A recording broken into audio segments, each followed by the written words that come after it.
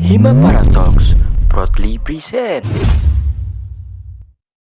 Halo sobat, setiap pendengar podcast Himapara Talks, dimanapun kalian berada, selamat datang di Bicara Bincang-bincang bareng Himapara. Kenalin, nama aku Sahadan Idam Khoir dari APN U1 Angkatan 2022. Dan tentunya aku nggak sendirian nih, ditemani sama teman aku.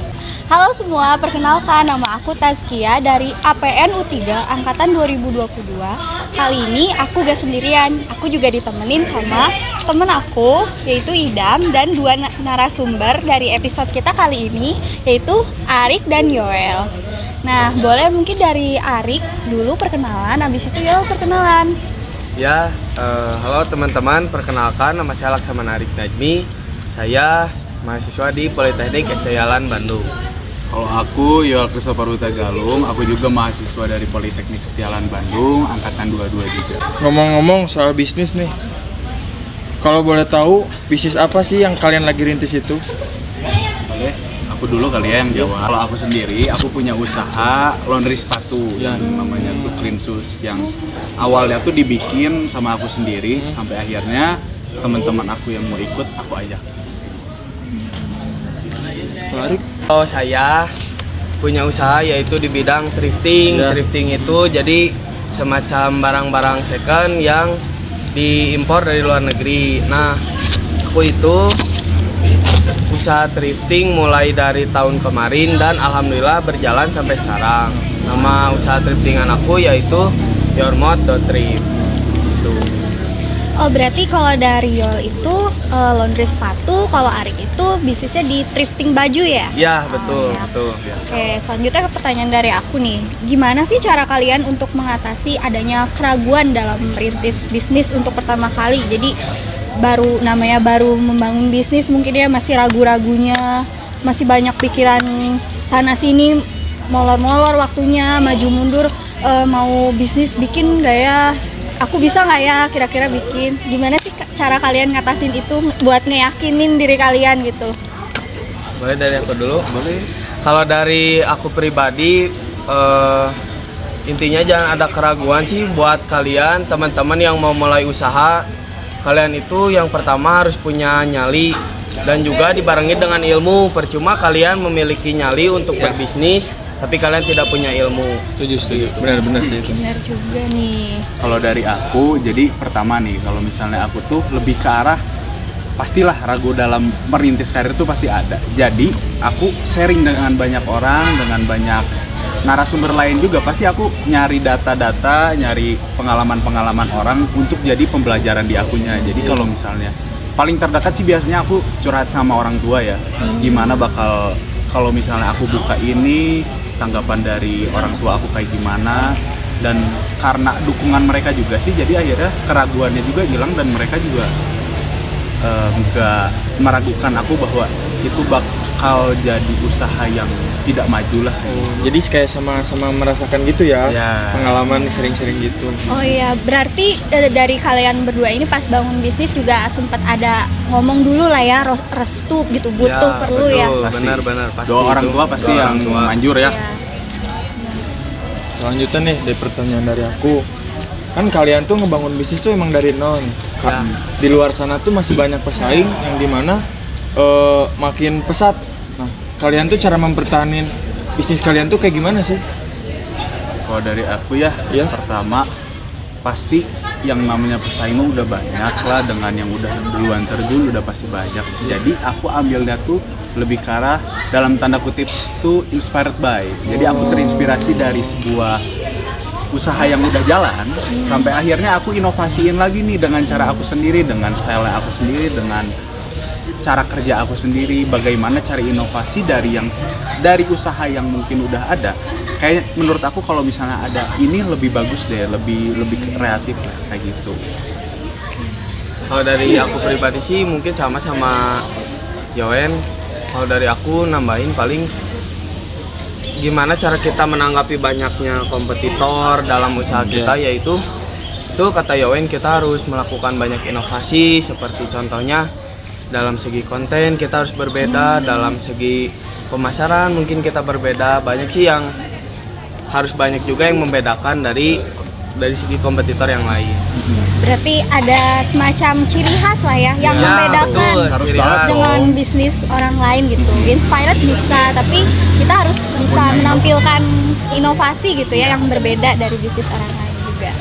Faktor penghambat apa aja sih yang menurut kamu, di mana faktor itu tuh yang sangat berpengaruh buat ngebangun, atau di satu waktu kamu juga jatuh padahal itu udah di atas satu faktor yang sangat berpengaruh deh, yang benar-benar ngejatuhin usaha kamu sendiri, bisnis ini di bisnis ini gitu. Mungkin kalau misalnya dari yang aku tangkep ya, pasti kembali lagi ke pertanyaan tadi, ada kompetitor.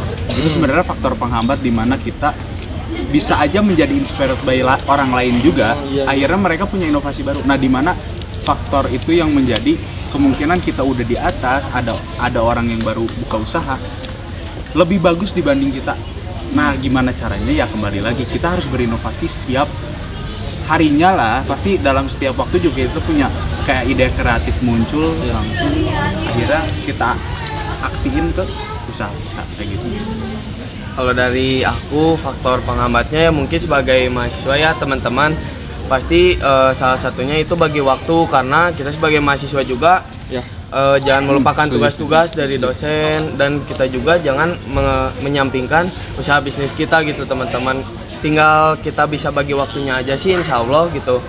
Faktor penghambat yang tadi bisa terkurangi lah gitu. Jadi kita bisa manage waktu dari segi mana yang harus diprioritasin, apakah tugas kuliah atau bisnis yang kalian sedang jalani, seperti itu. Berarti kalian juga dari bisnis ini belajar cara manage waktu ya, karena kalian juga kan mahasiswa sambil berbisnis gitu ya. Kata kuncinya sih paling skala prioritas kali ya. Iya, Tas betul. ya. Oke. Di setiap bisnis yang dijalanin tuh kan pasti udah ada resikonya lah ya. Kayak gak laku, rugi, balik modalnya lama, hal-hal yang gak dipengenin, yang gak sesuai ekspektasi kalian bisnisnya. Nah, ada gak sih prinsip yang kalian pegang dalam menjalankan bisnis ini supaya resiko-resiko itu tuh kejadiannya kecil gitu, atau ketika hal itu terjadi, hal yang tidak diinginkan itu terjadi tuh kalian tetap jalanin bisnis kalian, bisa terus tetap semangat gitu. Kalau dari aku, cara kita bisa bertahan walaupun dalam keadaan ya mungkin tidak laku atau kurang laku, yang penting kita teman-teman jadi pengusaha atau pebisnis itu harus punya yang namanya sifat sabar. Di saat barang kita masih banyak numpuk, belum laku atau kurang laku, ya kita harus sabar, dan kita juga harus banyak bersyukur sih, karena kalau misalnya kita penjualan sedang bagus, ya kita harus banyak bersyukur gitu kepada Tuhan, seperti itu teman-teman. Kalau dari aku ya, prinsip yang aku pegang sampai sekarang lebih ke arah kayak pertanyaannya sebenarnya justru. Pertanyaannya justru bisa dijadiin prinsip karena resiko kan pasti udah ada. Jadi dari aku, background aku sebenarnya keluarga udah pengusaha. Jadi dimana dia ngajarin ke aku kalau misalnya usaha tuh pasti ada namanya naik turun, sikut-sikutan. Jadi justru prinsip itu yang aku pegang karena aku udah tahu bakal ada seperti itu, jadi nggak bakal ngaruh juga. Jadi kalau misalnya emang lagi di bawah, ya udah, ini lagi roda lagi berputar kayak gitu aja. Tuannya juga kita bakal di atas kok. Kayak gitu sih dari aku. Ya, berarti dari kalian udah memegang prinsip itu tuh sebelum berbisnis ya, udah memikirkan hal itu. Pasti. nah sekarang gini nih, sekarang tuh dari kebanyakan anak muda kan kadang mau mulai bisnis tapi gak tahu mulainya dari mana. Nah, ada nggak sih tips dan triks supaya para anak muda tuh bisa terjun langsung ke dunia bisnis itu? Tarik dulu ya. Ya boleh, buat tips buat teman-teman anak muda, ya mahasiswa gitu. Tips buat untuk memulai bisnis, yang pertama kalian harus punya nyali, karena kalau kalian tidak punya keberanian keluar dari zona nyaman, ya mungkin kalian bakal stuck di situ terus. Nyali juga harus diseimbangi oleh ilmu, karena percuma gitu teman-teman kalau misalnya kita punya nyali untuk berbisnis tapi tidak punya ilmu, ya bakal kebanyakannya pasti rugi, seperti itu teman-teman. Terus kalau misalnya teman-teman ada keraguan, ada kesusahan, boleh teman-teman sharing ke orang tua, ke teman terdekat, ke saudara, seperti itu, buat meminta solusi atau saran, seperti itu. Oke sih, sebenarnya dari aku sama kayak Arik ya. Cuman yang membedakan, pertama kalau anak muda tuh ngebahasnya soal gengsi. Iya. Oh, gengsi. Nah, jadi iya. kalau sebelum Faktor utama kamu mau sekarang. buka usaha, lu kalau misalnya mau buka usaha, gengsi lu buang dulu. Iya. Jangan sampai ada di diri lu dan akhirnya ngehambat si perusahaan kayak usaha yang lu bakal bikin. Entah itu sebenarnya kalau dari usaha banyak banget. Banyak banget peluang kalau misalnya sekarang, dimana sekarang udah ada dunia digital, Ya, internet betul. yang udah disediain. Kalian bisa belajar dari internet sampai akhirnya punya inovasi baru, dan gue percaya kalau misalnya kalian juga pasti punya soft skillnya masing-masing, Iya. punya kebiasaannya masing-masing. Misalnya kalau misalnya lu biasa nongkrong, terus coba ada benak dalam pikiran lu kayak, ih kok gua nongkrong malah keluar duit ya, gue pengen deh kalau misalnya nongkrong gua yang dibayar tapi gua juga duduk ikut nongkrong. Iya. Ya. Itu sebenarnya chance terbesar kayak lu punya ide untuk buka usaha kafe yang awalnya sebenarnya lu adalah anak tongkrongan kayak gitu. Nah, teman-teman, buat kalian yang mau bikin bisnis, apalagi kalian bikin bisnisnya di saat kalian juga terbagi waktunya menjadi mahasiswa, nih ada tipsnya dari mereka itu. Yang pertama, jangan gengsi, bener tuh kata Arik. Kita harus kuatin tekad kita buat bangun bisnis, itu bener-bener dari hati, bukan cuman asal-asalan juga. Nah, yang aku dapat nih ya dari mereka berdua tuh, lingkungan tuh harus itu sangat berpengaruh, karena lingkungan dimana itu tempat kita melihat sifat kita yang aslinya dan tujuan kita cari pertemanan tuh apa. Gak cuma nongkrong, ngobrol basa-basi dan main game lain-lain, ternyata ada lebihnya juga, kayak lebih kayak Bikin usaha bareng, Ya. bareng teman dari nongkrong. ya, jadi terbangunnya bisnis itu dari situ ternyata. Dan Oh ya, mungkin nambahin dikit kali ya, nggak ada salahnya ketika kita pilih teman. ya Dimana kita harus nyari teman-teman yang berkualitas, Ya. orang-orang yang mau berkembang atas dirinya. Intinya dirinya aja dulu, dia mau berkembang. Kemungkinan dia bakal nyari teman-teman juga yang berkualitas. Kalau misalnya kita pun begitu, akhirnya ketemu tuh orang-orang yang berkualitas. Sampai akhirnya dengan banyaknya otak, mereka bakal ngobrol. Iya. Sebenarnya mimpi lu apa sih? Mimpi gua apa sih? Sampai akhirnya cari jalan tengah dan cari pengalaman-pengalaman orang lain. Pokoknya jangan sampai pengalaman orang tuh dijadikan hal sepele. Sebenarnya pengalaman orang tuh pembelajaran juga Iya. buat kita kok. Iya. Gitu. Iya. Jadi mungkin mahasiswa-mahasiswa daripada nongkrong gak jelas, Iya. mending Ya, mending mendingan. kita bisa lebih memfilter lagi lah ya Lebih produktif teman-teman juga. kita. Lebih nggak ada salahnya juga pilih-pilih temen ya. Nggak ada salah Itu kalau hak ya. misalnya kita ingin Iya. mempersiapkan masa depan ya. Iya. ya Oke. ya mungkin dari kalian sendiri nih, ada kesimpulan nggak sih kayak cara mengajak dan kayak harus gimana sih di posisi sekarang, apalagi kan anak muda sekarang tuh kayak lebih ngegampangin orang tua. Nah, caranya kalian tuh gimana sih biar memanfaatin yang dikasih orang tua tuh supaya bisa menghasilkan kembali gitu. Itu kesimpulan nih. Kesimpulan dari Arti. Ya, dari aku kesimpulannya, kalau misalnya kalian punya privilege dari orang tua, gunakan sebaik-baiknya gitu teman-teman. Jangan kalian dikasih uang sama orang tua dipakai yang gak jelas, kayak buat nongkrong gak jelas, kayak clubbing kayak gitu. Kita sebagai mahasiswa perlulah membangun bisnis agar lebih produktif. Kita juga punya uang tambahan, bakal tambahan. Seperti itu sih kalau dari aku teman-teman. Kalau kesimpulan dari aku sih, apapun yang kamu pilih, ada the quotes dari Zawin, bagus Oh, iya, ya, Zawin. yang aku takenin sampai sekarang. Lu mau jadi pengangguran, mau jadi apapun, sebenarnya nggak ada salahnya. Tapi yang salah adalah ketika lu udah pilih, lu Lu terus mengeluh. Ya. Dan yang lebih salah adalah ketika udah memilih dan gagal dan tidak mencoba pilihan lain kayak gitu. Kenalin diri juga sih sebenarnya, harus lu tuh passionnya apa, soft skillnya apa, dan kembangin gitu.